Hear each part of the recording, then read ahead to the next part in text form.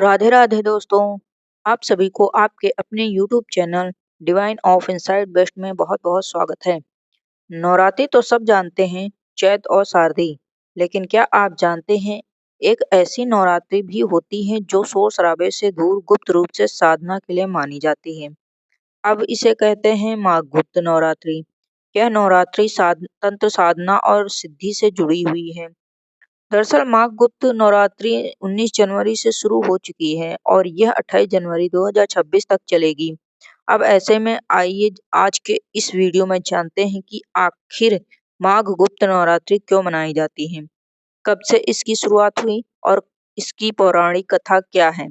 माघ गुप्त नवरात्रि हर वर्ष मास के शुक्ल पक्ष की प्रतिपदा से नवमी तक मनाई जाती है। अब यह नवरात्रि मुख्य रूप से साधकों, तांत्रिकों और देवी उपासकों के लिए अत्यंत महत्वपूर्ण मानी जाती है।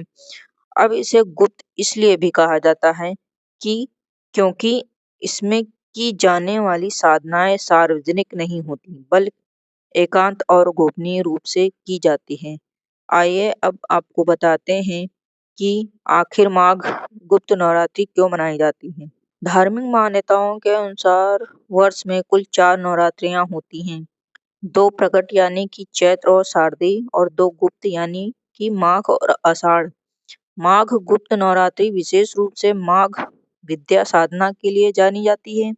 अब इस दौरान 10 महाविद्याओं यानी कि काली, तारा, त्रिपुर सुंदरी, भुवनेश्वरी, छिन्नमस्ता, धूमावती, बगलामुखी, मातंगी, कमला और भैरवी की उपासना की जाती है। आइए अब आपको बताते हैं कि माघ गुप्त नवरात्रि कब से शुरू हुई। पौराणिकों ग्रंथों के अनुसार गुप्त नवरात्रियों की परंपरा सतयुग से मानी जाती है। ऋषि मुनि और सिद्ध पुरुष अपनी विशेष शक्तियों की प्राप्ति के लिए इन दिनों गुप्त साधनाएं करते थे। यह परंपरा तंत्र शास्त्रों में विशेष रूप से वर्णित है। अब इसके पीछे एक पौराणिक कथा भी है, यानी कि एक मान्यता के अनुसार जब असुरों का आतंक बढ़ गया था और देवताओं ने पराजित करने में असमर्थ थे, तब देवताओं ने माँ दुर्गा को गुप्त रूप से उपासना की। अब इसमें गुप्त साधना से प्रसन्न होकर देवी ने महाविद्या रूप में प्रकट होकर असुरों का नाश किया। तभी से यह नवरात्रि गुप्त साधना और शक्ति जागरण का पर्व मानी जाती है।